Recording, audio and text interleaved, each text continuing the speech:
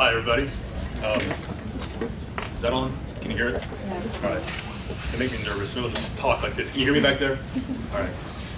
Good evening. I'm Alan Drew. I'm the director of the Literary Festival. Thank you all for coming out tonight. It's great to see you here. We're really excited to have poet Juan Felipe Herrera here tonight. He's going to do a reading presentation / question and answer session, and he'll be signing some books afterwards. So there are books for sale in the back, so grab 1, 2, 3. It was you earlier. It was me earlier.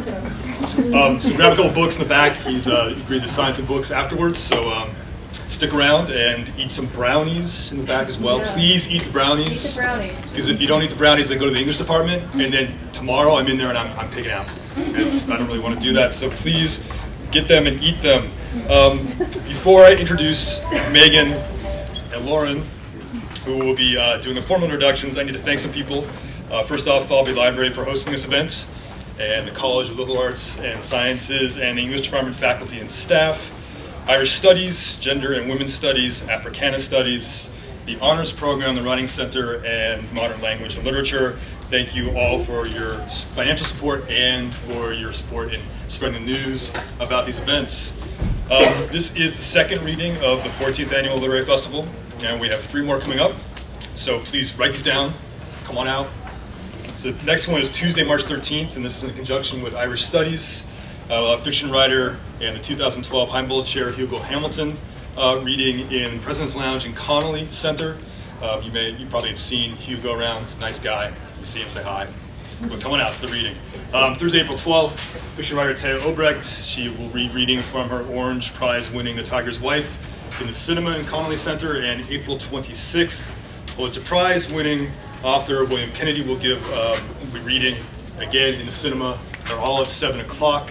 And they're free, and yes, brownies will be there. So please come on out. As of last week, the Villanova Literary Festival is on Facebook.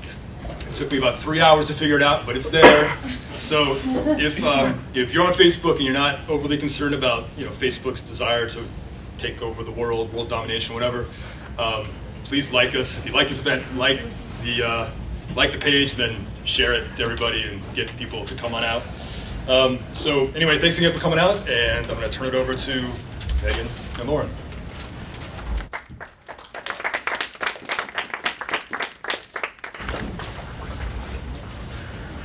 Good evening. It is with utmost pleasure that I would like to introduce poet, performer, writer, teacher, and activist Juan Felipe Herrera to Villanova University. Son of migrant farm workers and raised in the San Joaquin Valley of California, Herrera attended UCLA, Stanford, and the University of Iowa. He has published several volumes of poetry, prose, children's books, and young adult novels.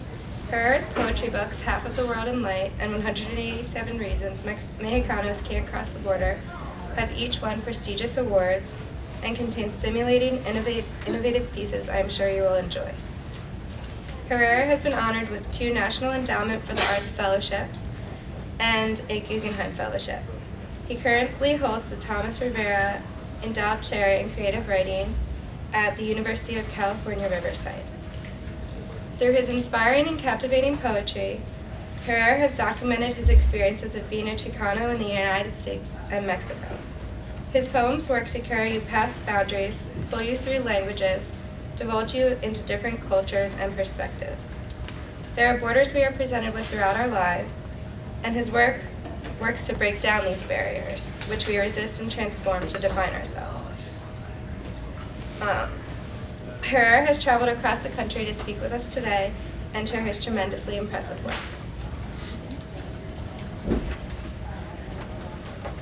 In an interview, Herrera said, "As a Chicano and a person of color, it is part of my poetics to respond to and transform and transcend the negative, narrow, and easy explanations, summations, and projections of who we as Chicanos are." Herrera's work, particularly 187 Reasons Mexicanos Can't Cross the Border and Half the World in Light, are powerful expressions of doing just this. Herrera's poetry sheds light on Chicano culture in a way that creates the poetics of Chicanos, celebrating the past and present of the culture, and inviting us to question what we know. His poetry has inspired me to think differently about the very world in which I live. Herrera has said, "Oddly, we, as Chicanos, are perhaps the most misunderstood ethnic group in the United States. To begin with, we are not immigrants. To end with, a Mexican is always connected to the indigenous history of the Americas." As a reader, Herrera's poetry has enticed me to care about Chicano culture and history, and to yearn to know more about it. It has also inspired me to learn more about my own family background, something I was surprised to find that I did not know much about until I started asking my relatives. For me, Herrera's poetry gives a voice to the marginalized group in an unconventional way. It breaks the barriers of form, language, tradition, culture, and the individual. As a reader, I became so engaged that I was personally invested in the poems. I cared about each story, each character, each history, and shared these poems with others. I found that reading his poetry is an experience that challenges how I think. I hope that you will find this presentation will challenge how you think as well.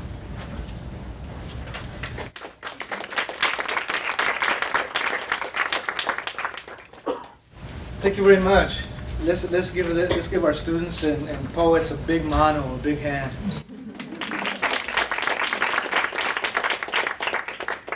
Thank you so much. It's wonderful introductions and very kind introductions, and I really appreciate it. Thank you so much. And I also want to thank Alan and Lisa for the wonderful class, honors poetry, and I went through a grueling session. They asked excellent questions about bilingual poetry and why we mix up the language, you know, why we hip-hop it from one language to the other, and you know what that's all about. You know, in a way, each one of us has many languages and has many facets and many experiences, and we encapsulate and embrace so many cultures ourselves.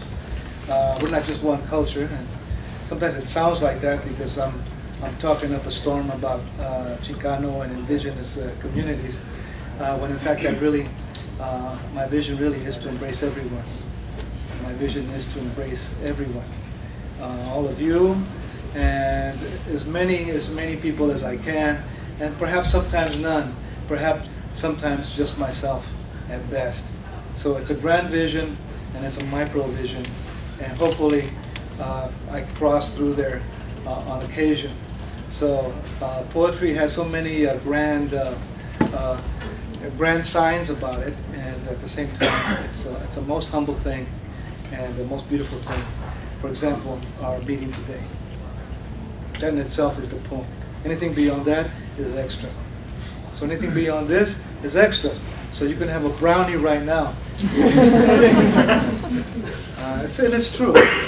And once again, I want to again thank Alan Drew and Lisa for being so great, and again also so kind to invite me and the students for taking up these two big books and chewing through them and tearing them apart and put them in sizzling vinegars and vinaigrettes, and really asking the questions. And I really had to think about all the questions they asked me about the changes within the poem, how a poem can turn. And that's one of the loveliest things about a poem. It's like our hearts and our lives. There's turns, and they're surprising turns, or they're hilarious turns, or they're turns that change us. And if we can do a little bit of that in the poem, then we're doing good. We're doing good. I don't know why I put this up here. You know, it's it's a journey. You know, in 1970 I was in UCLA, and I was part of the first wave of Chicano zoot suiters to come on campus, and that's when the EOP took place, Educational Opportunity Programs, directed by Kenneth Washington, and that helped us. It really did. Affirmative action, they used to call it, and it really brought us into campus. I didn't really know what to do there. You know, I was in the dorm. I go, "What's this?" They go, "That's cottage cheese." "That's cottage cheese. That's cottage cheese." how much can I eat? You can eat it all. Really? So I was just thinking, and what is this? That's scrambled eggs. That's scrambled eggs. So I was really lucky because I worked as a dishwasher guy with the other guys from the dorm. And we had a great time. You know, the trays were coming in, there were little cakes on them. We would go like, oh, God, hold that tray, give me that. So we had a lot of good food.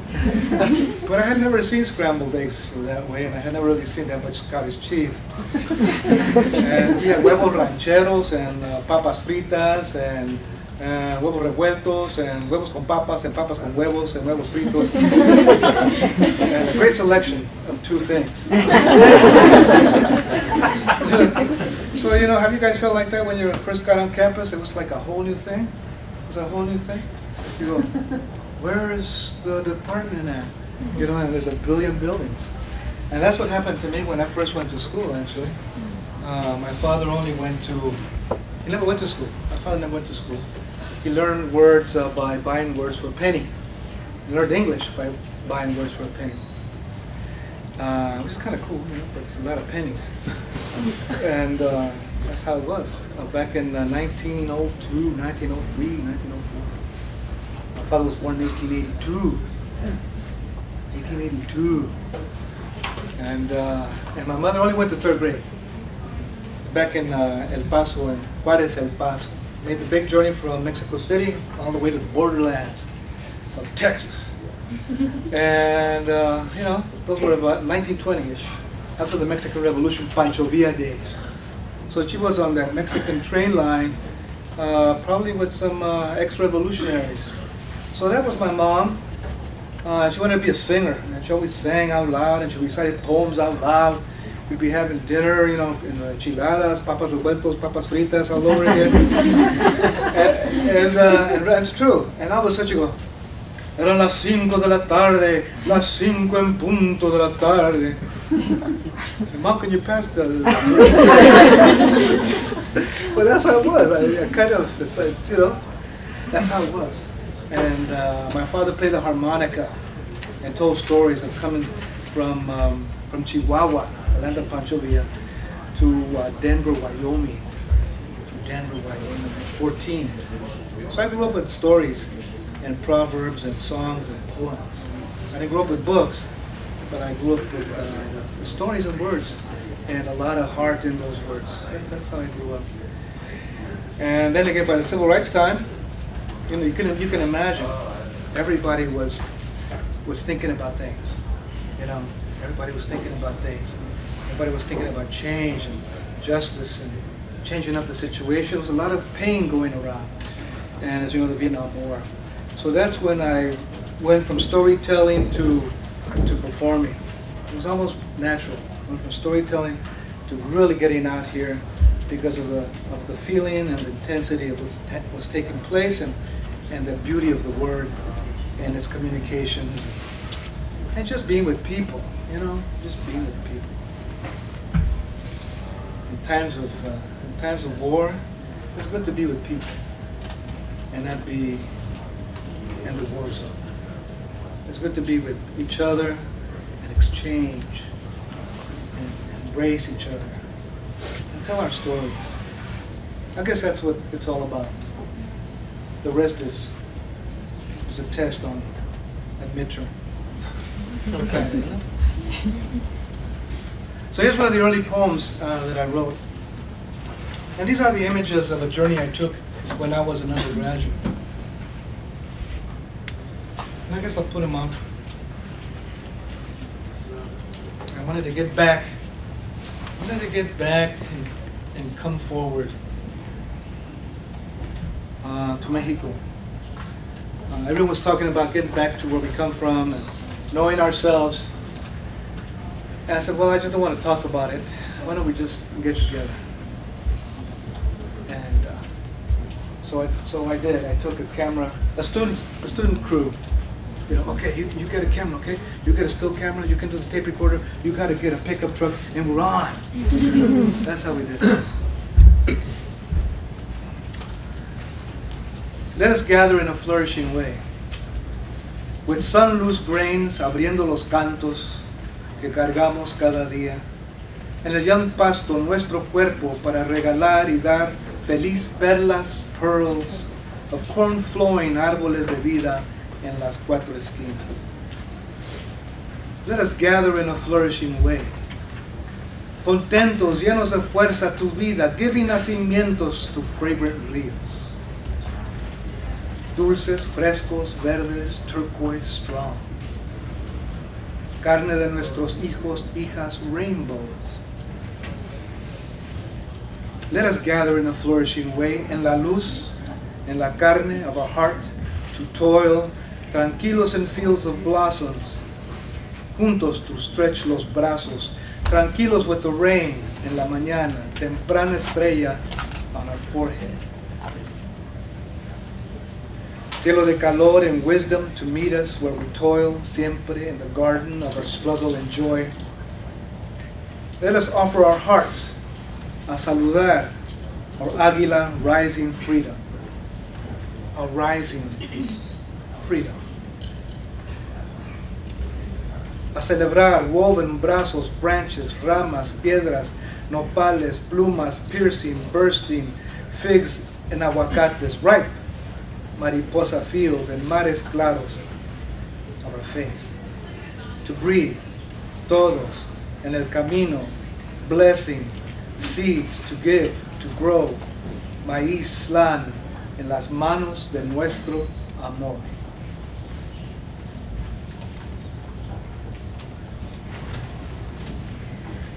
So that was the feeling, that was the vision, and that is the vision, to gather in a flourishing way. It sounds kind of easy, as you know.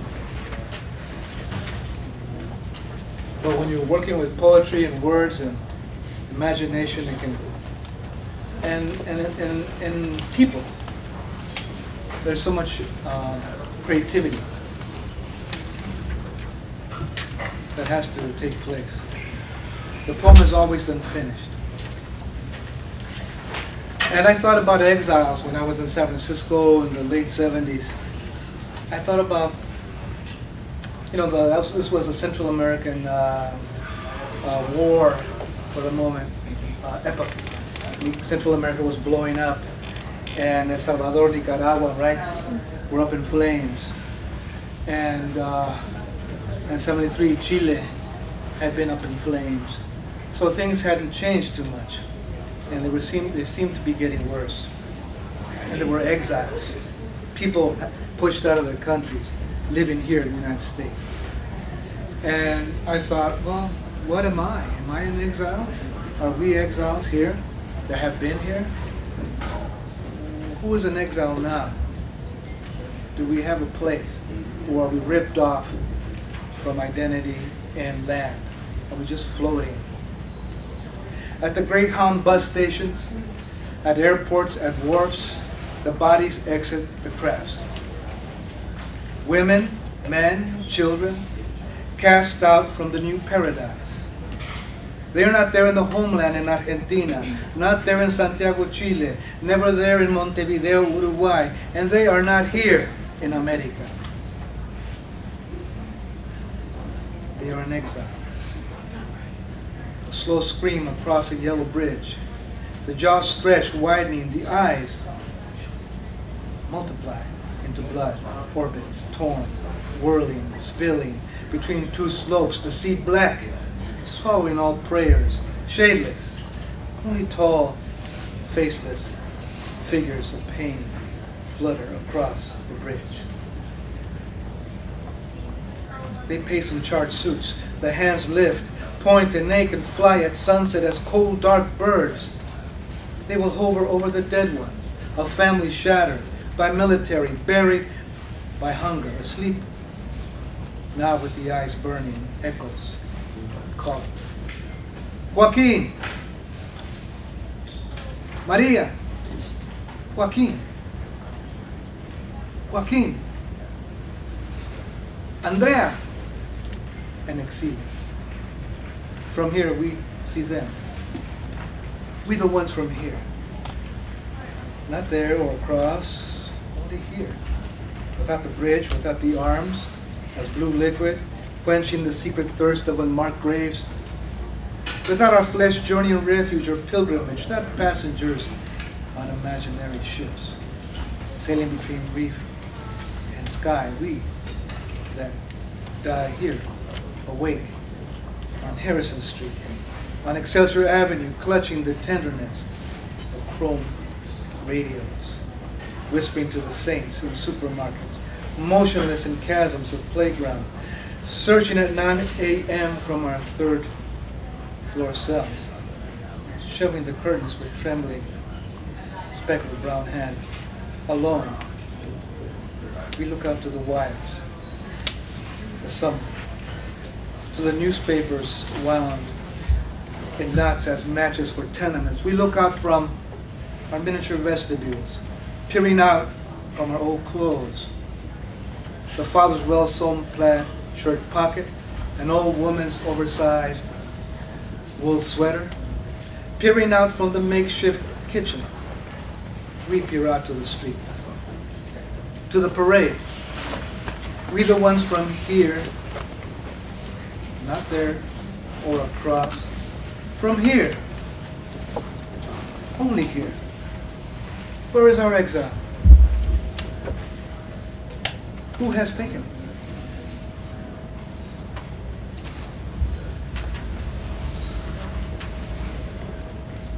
So that was 1982 when I wrote that in San Francisco.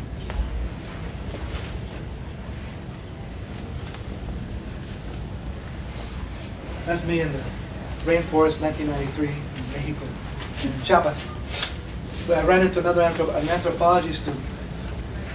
So it wasn't as simple as I thought it was going to be. When I first went to Chiapas to quote-unquote rainforest in 1970 with my buddies from UCLA, undergrads and one grad,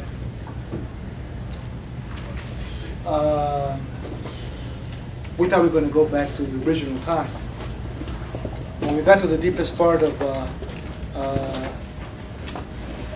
Lacanjachan Sayab village, which had 250 Lacandon Mayas, the last of the Lacandon Mayas in the world, there was a radio that was playing the Beatles. I said, wait a minute. Oh, turn that off so I can feel like I'm, like I'm back to my roots. And you know, it's hard to really put it all together. You know, it's hard to put it all together. I didn't put it all together. I didn't. Just the meeting each other was it. And then when I came back to California, it stayed with me. And I talked about it, I wrote about it. Look, I'm still talking about it. Jeez. So it did change me. And maybe that's what this is all about. Our poetry, our lives. That our own lives change our lives. Isn't that fabulous? Our own lives change our lives. How nice. And poetry is kind of like a wavy mirror about it. I'm going to make an attempt to go from these images to a new manuscript. Shall I make that attempt? I hope I can make it, because it involves a lot. It involves this goodie up here. So, and look at that dish, look at that satellite dish, right in the middle of it all. But these communities are still there.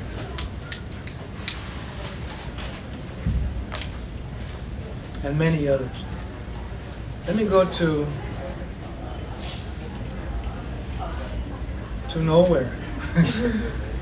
These are two of my sisters in the background and my brother on the left that I discovered 2 years ago. And of course this was taken in the 30s. That's a whole other thing. That's a whole other thing. You know, I color-coded all this and the colors disappeared. Isn't that lovely? You know, whenever you're coding something, you know it's not really going to be that good. Because codes are a little, you know, look out for codes. I was on the wrong file. Of course, everything's changed here.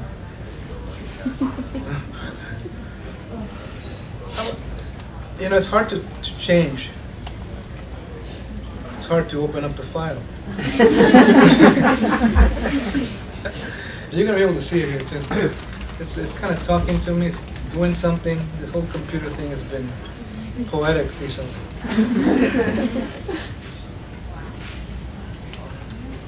You know, one of my favorite poets is Frank O'Hara. As you all know, he's a cool dude. Great writer. But you can't force it. Yeah? You can't force it. You can't force being kind of light and saying something. You can't force being getting away from what you usually write and the way what you usually say, and then all of a sudden you're a whole new person. It's not. But anyway, here's something I wrote recently, and it's called Saturday Night at the Buddhist Cinema. All right, and you can see it as we go. Everybody say Saturday Night at the Buddhist Cinema. Saturday Night at the Buddhist Cinema. There it is. There it is. There it is. Okay, let's do this one together. Okay, we're going to do this together. We'll do this together. There'll be an existential test after this. There'll be an existential test after this. And the honor students are going to put orange robes on you. That you can, you know, that's just a freebie right there. Okay, here we go. And I'll read a line and you guys read it on back, okay? There were elephants. There were elephants. In cabaret dress, reddish and cadmium blue. In cabaret dress, reddish and cadmium blue. And dolphins in undetermined incarnations. And dolphins in undetermined incarnations. I felt as if I had interrupted the process. I felt as if I had interrupted the process. The organ player had not risen. The organ player had not risen. Remember the Castro Theater off of Market? Remember the Castro Theater off of Market? It was Visconti's Rocco and his brothers, and the lights went out. Maybe. It was Visconti's Rocco and his brothers, and the lights went out. Maybe. 1992, during the Rodney King Revolt. 1992, during the Rodney King Revolt. The dolphin was working this out somehow, tweeting. The dolphin was working this out somehow, tweeting. Blinking his tiny saucy eyes. I was in the third row as usual. Blinking his tiny saucy eyes. I was in the third row as usual. In the middle. In the middle. There was a horse torn and bridled. There was a horse torn and bridled. Immense and stoic, being pinned. Immense and stoic, being pinned. With a hideous medal by the war provost, it turned to us and... With a hideous medal by the war provost, it turned to us and... Waited for someone to take her home. Waited for someone to take her home. The cow was there. The cow was there. A Mexican Pancho Villa outfit. Mexican Pancho Villa outfit. Spraying everyone with snowflakes and... Spraying everyone with snowflakes and... You should have seen us. You should have seen us. How we had realized the way. How we had realized the way. How we rubbed the blood off of our faces after the killings and... How we rubbed the blood off of our faces after the killings and... How we stuck it to the assassins huddled in a shabby corner. How we stuck it to the assassins huddled in a shabby corner. You should have seen the pig act. You should have seen the pig act. The pig! The pig! A real pig with the wig and flames. A real pig with the wig and flames. In pinkish pajamas. In pinkish pajamas. And a cigar doing a Fatty Arbuckle shtick. And a cigar doing a Fatty Arbuckle shtick. He even ordered 18 eggs over easy. He He ordered 18 eggs over easy. And 18 sides of sourdough. And 18 sides of sourdough. Cranberry sauce sardines. Cranberry sauce sardines. And a side of pastrami. And a side of pastrami. He was hanging off the window ledge. He was hanging off the window ledge. Top story of the St. Francis. Top story of St. Francis. Yodeling to a Gloria Swanson look-alike in a cashmere robe. Yodeling to a Gloria Swanson look-alike in a cashmere robe. It was hilarious. It was hilarious. It was what we all dreamed of. It was what we all dreamed of. Yes, that was it. Yes, that was it. It was what we all dreamed of. It was what we all dreamed of. The chicken in kimono. The chicken in kimono. Pirouetted. Pirouetted. With piquant harpsichord arpeggios. With piquant harpsichord arpeggios. Sonata in E major by Domenico Scarlatti. Sonata in E major by Domenico Scarlatti. Evil Iris. Evil Iris. On the side of the cheeky makeup popped. On the side of the cheeky makeup popped. That is when I fell out. That is when I fell out. Slid to the toilet. Slid to the toilet. But there were no towels. But there were no towels. Or stalls. Or stalls. Or water. Or water. With some kind of trick. It was some kind of trick. I snickered. I snickered. And blew my nose into my sleeve. And blew my nose into my sleeve. An Italian piece from Beverly Hills, 1966. An Italian piece from Beverly Hills, 1966. Why was I there all of a sudden? Why was I there all of a sudden? For the short feature. For the short feature. Everyone shouted. Everyone shouted. Where's the tuna? Where's the tuna? We want the tuna. We want the tuna. We want the tuna. We want the tuna. What about the tuna? What about the tuna? The organ rose from the stage. The organ rose from the stage. The song of Remy der Marquiver romanced the chandeliers. The song of Remy der Marquiver romanced the chandeliers. Sung by a scrubby lanky tenor in a shredded vest. Sung by a scrubby lanky tenor in a shredded vest. I had the same chrysanthemum Isles of Exile. I had the same chrysanthemum Isles of Exile. I had the same wet braided locks. I had the same wet braided locks. And the black spot. And the black spot. We all danced with straw. We all danced with straw. Stuffed violas. Stuffed violas. We lost ourselves. We lost ourselves. We regained some kind of tree strength. We regained some kind of tree strength. That had been severed. That had been severed. The screen lit up. The screen lit up. With our faces. With our faces. Huge hands. Huge hands. Reached out to us. Reached out to us. We lit a tiny fire in the village. We lit a tiny fire in the village. That is when my mother Maria danced an incredible. That is when my mother Maria danced an incredible. An appropriate polka. An appropriate polka. At the center of the plaza. At the center of the plaza. How could that be? How could that be? She died decades ago. She died decades ago. I was expecting parables on the three treasures. I was expecting parables on the three I was treasures. running from the bombs. I was running from the I was bombs. delirious for shelter. I was delirious for shelter. Outside everything was on fire. Outside everything was on fire. The gas man was after me. The gas man was after me. Imagine that, why me? Imagine that, why me? I cried, why me? I cried, why me? But it was no use. But it was no use. So I ran in here. So I ran in here. So I crouched under the seats. So I crouched under the seats. Next to a woman in an emeraldine scaly dress. Next to a woman in an emeraldine scaly She dress. was calm. She was calm And stunning. and stunning And strumming. and A strumming pearl-edged 10-string Stella. a pearl-edged 10-string Stella. You're avant-garde, I said. You're avant-garde, I said. Where's the exit? Where's the exit? This is the exit, This is the exit. she said in her typical cerebral and cruel way. She said in a typical cerebral and cruel way. That's the one. So you guys get a big money.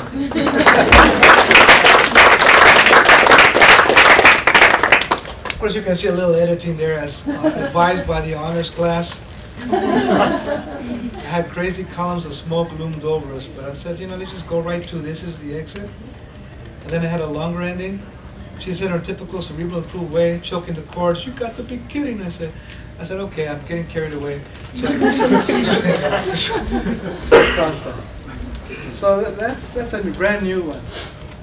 And what you guys think of that one? Is that a little too long? Kind of longish, huh? But I like it. I started by thinking of the chicken, and the other animals in there, how they're used and abused. That's how I started this. I go, you know, geez, you know, dolphins and chickens and pigs, boy, they should get a bad rap from us. We're always frying them up, you know, and wearing them on shoes. So I said, you know, let's change it up a little bit. So I got this together, and I got kind of a little bit into a Frank O'Hara feeling as best as I could, and I kind of took his Ava Gardner line, as you know. And here's a new manuscript. I should get back to serious stuff. It's called Papaya. Everybody say papaya. Papaya. 100 slices. 100 slices. So it's 100 poems. You see, that was easy. You don't have to think about how many poems to put in there. So I have my little dedicate. I write dedications and subtitles just to get myself into the manuscript, because it's empty. You got to get something going. A title, a little subtitle, you know, build a little momentum, because then you're going to hit that blank page and you're dead. So I didn't know how to write it. I thought I'd take off from Yoko Ono's 1961-ish Grapefruit manuscript. Remember the Grapefruit manuscript by Yoko Ono? 1961-ish, 62-ish. It's really cool. It's kind of conceptual, Fluxus style. But I took a different direction a little bit. Let's do this one together. Another group poem. Everybody say group poem. Group poem. Because in the university you say poem. Poem. Or you can say poem. If you say poem, it's on the street. Hey, you know, you got any poems for me? I got some poems. So it's P-O-M-E-S. Yes, it's poems. Everybody say poems. Everybody say, yeah, I got some poems. Or you can say, you're gonna blow some poems. Hey, Wabba, you're gonna blow some poems tonight? Yeah, I'm gonna blow some poems. You see? But when we come up here, you know, poems. I'm joking with you. Okay, let's do this together. I don't know what tone it is, so find the tone. Effervescent scent. Effervescent scent. A nation without that. A nation without that. A nationness that nations want. Nationness that nations want. Nonetheless. Nonetheless. For a million. For a million. 1, 2, 3, 4, 7, 5, 7. 1, 2, 3, 4, 5, 7. Solar. Solar. Paya. Paya. On your shoulder. On your shoulder. You see? That's how I did this. And of course, if you're in Puerto Rico, Paya is going to help you. Yeah, if you're hanging out, let's see, how does it go? Well, my father used to say it. My father used to say, it's a short story, he would say, yeah, well, cuando yo me vine allá de México y llegué allá a Colorado, me encontré un amigo y me dijo, pues, ¿a dónde vas? Y yo le dije, para allá. Y él dijo, ¿y tú? Pues, para allá. So my father used to say this story. He said, well, when I first made it to, at the age of 14, when I made it to Denver, Colorado, I met a partner on the street, and I asked him, well, where are you going? He said, para allá. And he said, what about you? And I said, para allá. Para allá means over there. Para allá, para allá, over there. So para allá. But I was talking about something else here. Para allá. It's kind of a sound thing. Okay, let's do another one. Let's do another one. You ready in the back? We're saying green, then yellow. Green, then yellow. Then red, then red. Then red, then red. Again and again. Again and again. Then nothing inside. Then nothing inside. Everybody goes, ta-da! But sometimes we think poetry is kind of tough. But look, you know, if you can do that, you can do anything. Let's do it again. Green, then yellow. Green, then yellow. Then red. Then red. Then red. Then red. Again. Again. And again. Then again. Then nothing Nothing. inside. Inside. So now the philosophy majors are going to have to figure this out. And that's good. And you want to pose a what am I saying all this for? You want to pose a what do you want to pose a paradox. You want to pose paradoxes.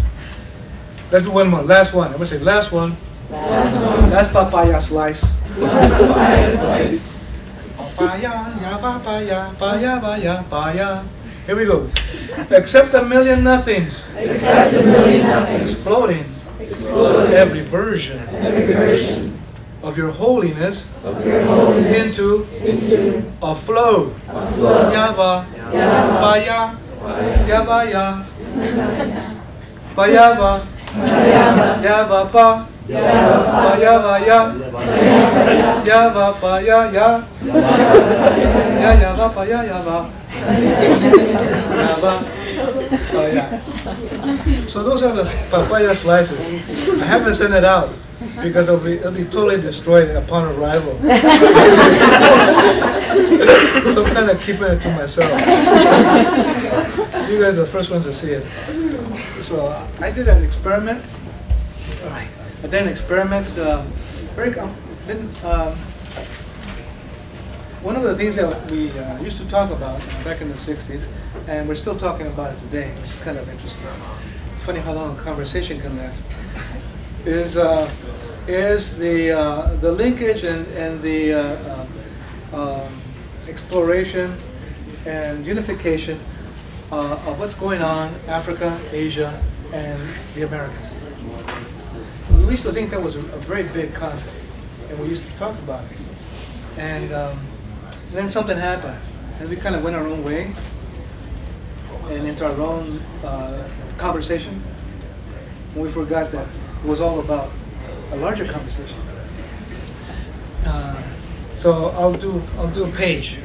This is called Senegal Taxi, Mud Drawings. And I used ink, orange ink and black ink. And it's about 3 children escaping Darfur and from their village. And I used voices to bring this poetry collection about.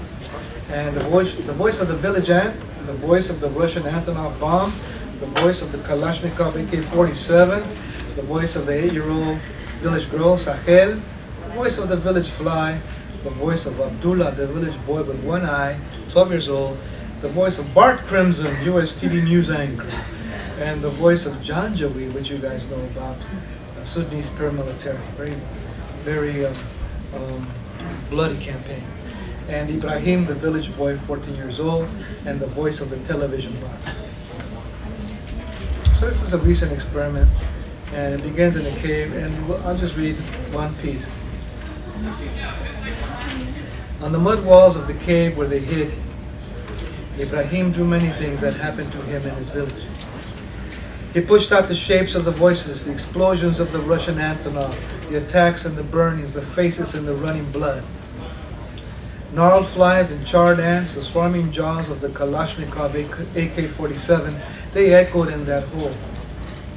Even the Janjaweed's crazy television talk, how he rode with his men in search of Ibrahim and his brother and sister, his little band. When Janjaweed was lost and mad, he sat near the cave without knowing it. He directed a television game with his guards. Then he laughed long, waving the Kalash in the air. This is an experiment, and I finished it up and sent it out, and I got no word back so far. That's okay. We'll see what happens.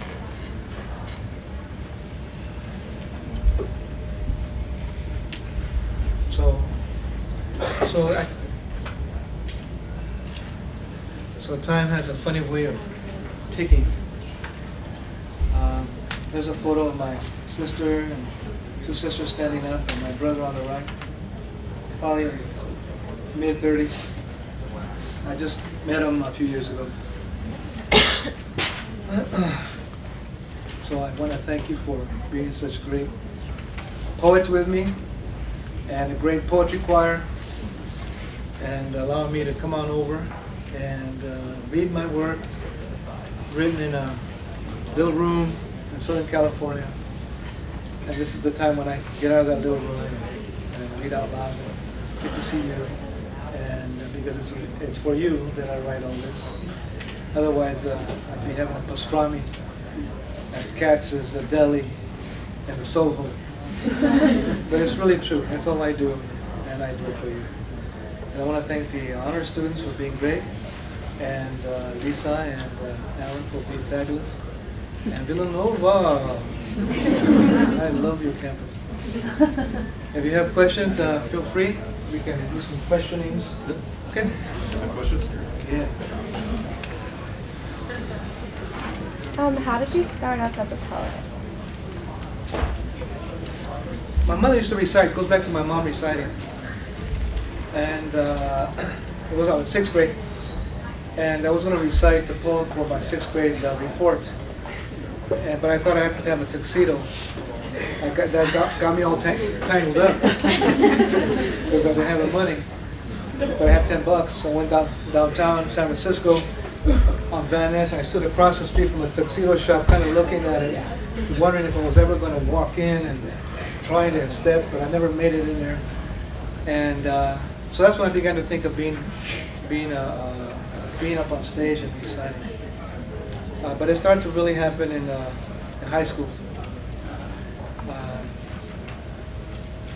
How it happened, I have no idea. But it started to happen.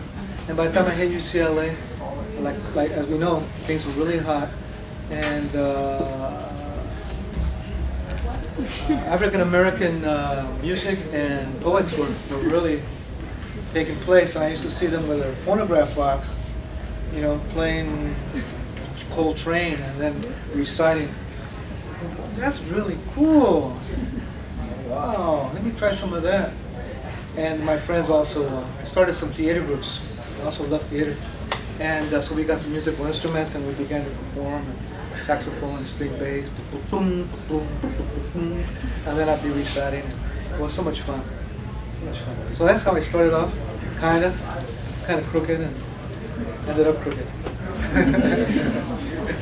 And then took classes and it's better and better. Another question? Perhaps, yes. How often do you write something that you want to either like publish or show, like you just did, like showed us with that stuff?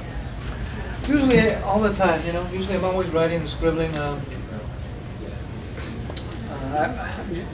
Up until like a few months ago, as soon as I finish a book, I start another one. And I usually don't write poems as poems. I write books of poems without knowing where I'm going. Like I said, I create a title, create a subtitle.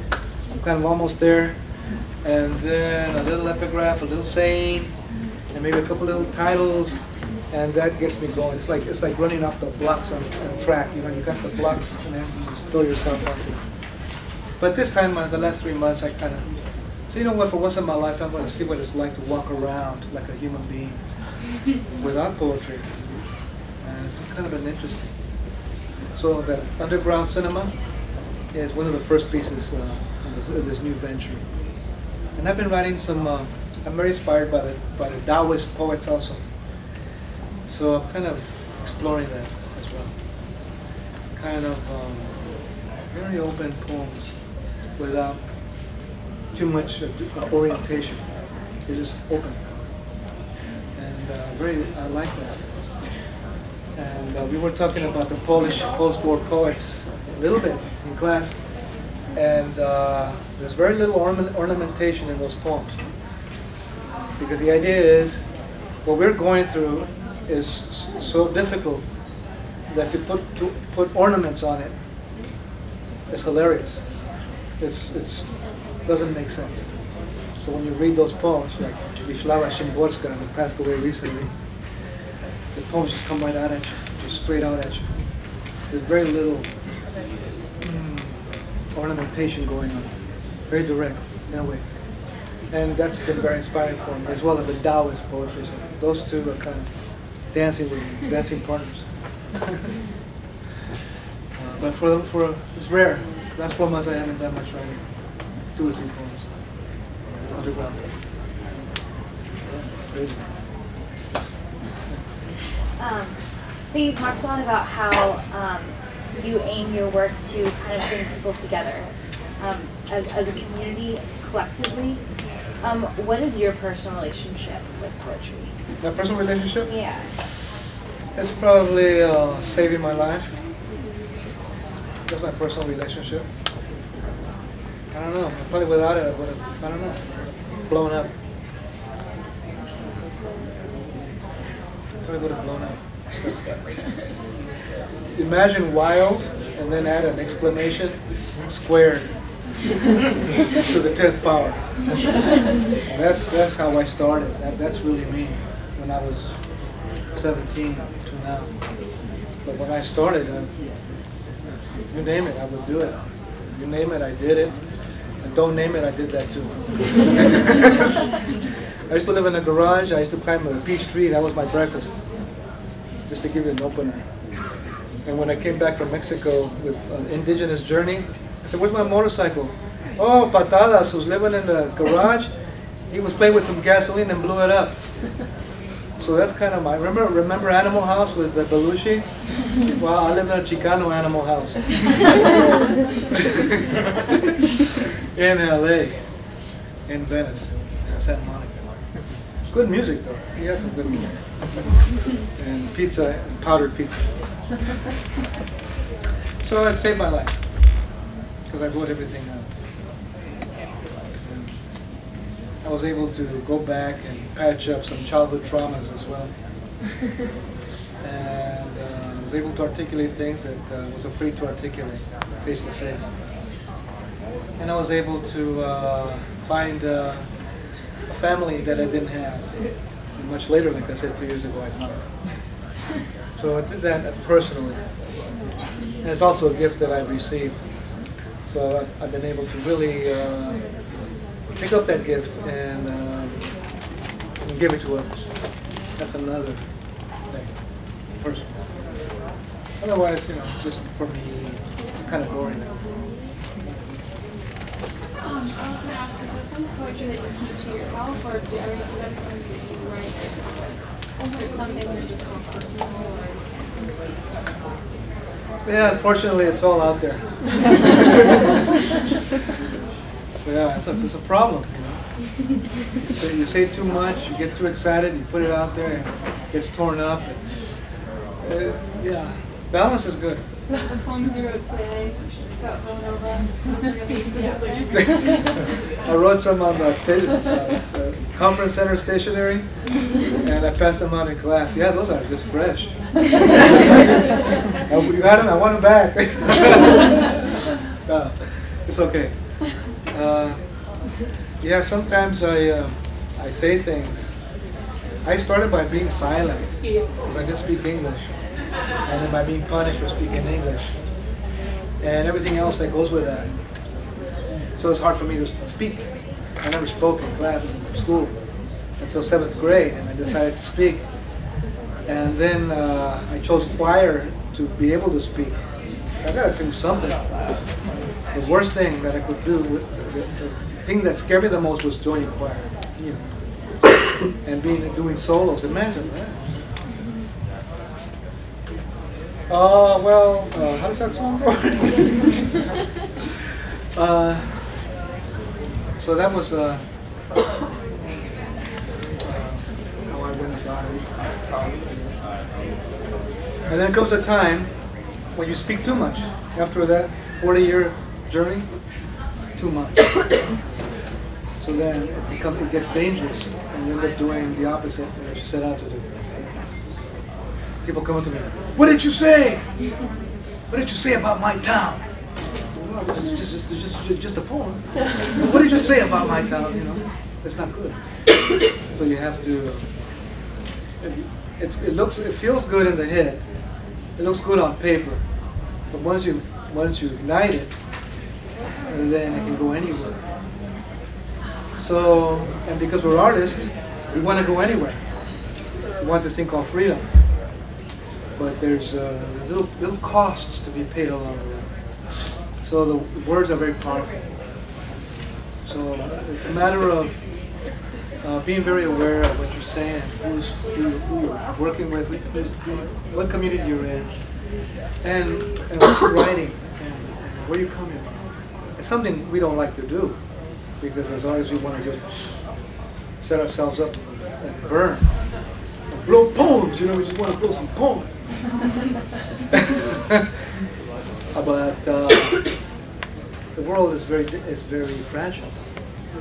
We're all fragile, and we all have experiences, and tender experiences, and we're still there. So the best thing to do is to be respectful and to find art as a way to embrace those experiences, not to light them up on fire. But that's hard to do. Thank you. So the first poetry you heard was your mother speaking Spanish. Yeah, you're right. But then when you started writing, were you writing in English or Spanish? And when you started reading poetry yourself, was it mixed? Did you start reading English then go to Spanish, or how did that work? I think I started writing in English. I was telling the group I was really amazed by Boris Pasternak's poetry. So I kind of started there with short poems, short lines, and really intimate lines, and also Gitanjali by Rabindranath Tagore, very small, the Fireflies manuscript. I would go hunting, bookstore hunting in San Diego, walk for miles, take buses to find the right bookstore and find the right books. I was just loony that way. I didn't have any brothers or sisters, and my parents were much older. So, and my mother had the philosophy of liberation. She was, go, be free. Where am I going to go? Just go out there. Come on, let's go. It's not when I was brought up, you got to go. Come on, go. Okay, I'll take the bus number 7.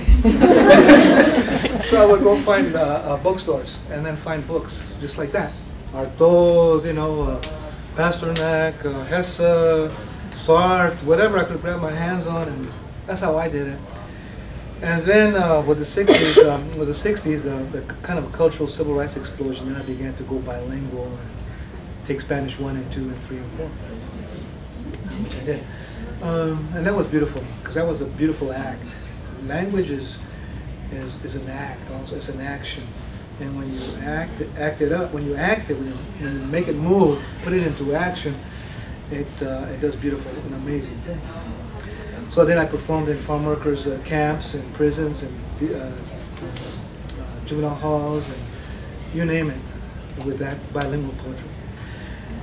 And then I wanted to write seriously, existentially in Spanish, because I had that thing going after reading the Spanish poets and the surrealists and those cool dudes, And I want to write that in Spanish, so I wrote it in Spanish. It was delicious.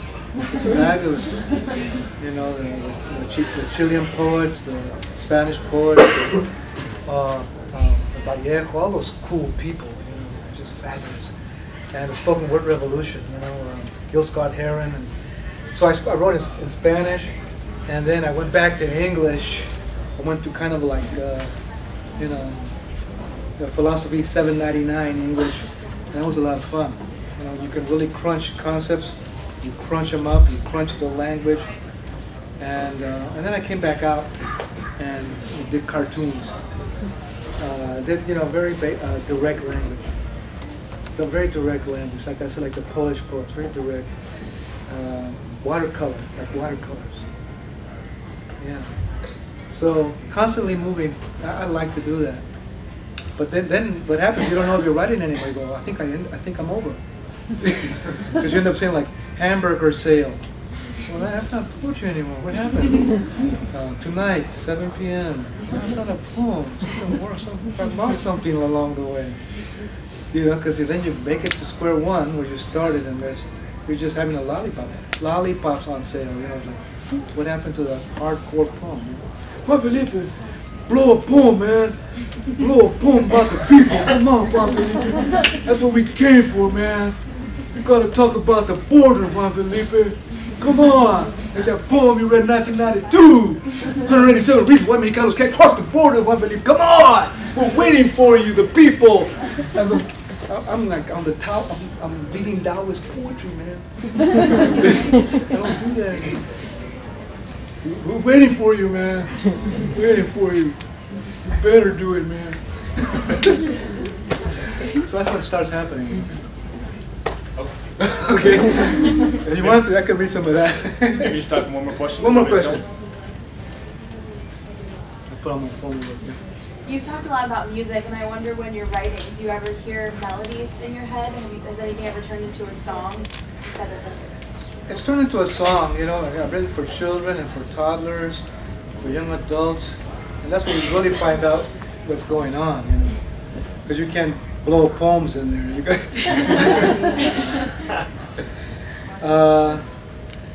But the sound comes from, it's a very physical experience. I wish it was a melody, because I've written musicals for children too. and gone to New York, and one of my books was adapted into a musical in New York. And so, what do you want? What would you like to do, my believer? You want to do the libretto, or would you like to do the lyrics? I go, I'll do the lyrics, because you know, I want to be a lyric dude. It just sounded so good. Guess what? I'm doing the lyrics. And it was great. 8,000 students from Queens, Bronx, and Brooklyn came to the show. But it's a very physical experience for me. Sound and melody is a physical thing. You know, it's like the way you guys read the Underground Cinema piece, kind of like that. That's the way I feel it. I wish it was a melody. I don't have no melody. And rhythm, maybe, maybe not. It's still in question. Yeah, yes. Any special difference between your poetry written directly in Spanish and in English? Yeah, there is a lot of differences between poetry in Spanish and in English when you write it. Even though everything is the same, but there's some yeah, the way look at the sound and the words, you know, the words. When I was in El Salvador, I'm always looking for pencils and journals to write on. I bought some already here at the store. I was in El Salvador in '74, and I was looking for a pen. And so I went to a stationery shop where all the students were. And I went in there, me gustaría buscar una pluma, necesito una pluma. Pluma, pluma. Sí, una pluma y un papel. Papel? You know, it's like he understood what I was saying, she understood what I was saying, but I was using the wrong words. Because you don't say pluma in Central America, you know. That's a pen in Spanish, but it's bolígrafo.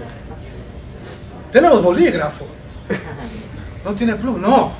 Bolígrafo. Okay, a bolígrafo, a bolígrafo, a ballpoint pen.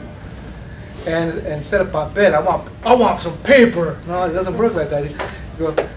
You say, block. Quiero comprar un block. It's a journal. A block of paper. Block of paper. Block. Quiero un bolígrafo, dos bolígrafos, un block, and 5 pupusas. So the words are different. They sound really cool, right? Everybody say ballpoint pen. It's a cool word. It's a very silvery word. Ballpoint pen. Very silvery, right? Ballpoint pen. Very even, right? Ballpoint pen. It's like a little glider, a little paper glider. Right? You hear it? Ballpoint. I want like a ballpoint pen. A ballpoint pen.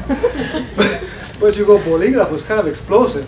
Un bolígrafo. You know, un bolígrafo. Get myself in trouble. And a block. Isn't that cool? It's an English word. It's English, block. Turn into block, a block of paper. So if you want a journal, you're hanging out in El Salvador, and you got you got to write something. You better go in and say, everybody say, me gustaría. Me gustaría. Un bolígrafo. Un bolígrafo. Y un block. Y un block. Y 3 pupusas. But I've learned a lot. Actually, I learned a lot from everybody. That's where whatever I've learned, I learned from everybody. And we were talking about Chile a while ago, and my Chilean friends, Fernando Alegría was a great mentor, great novelist and poet. So I learned a lot from my friends, Jack Hirschman, and in San Francisco, who loves Mayakovsky. We gotta catch the word out, Juan Felipe, for the people! You know, way out there. Okay, Jack, I'm not gonna do it like that. And from the writing groups and writing circles, you know, all over the United States and Central America. So once again, thank you everybody for being the loveliest.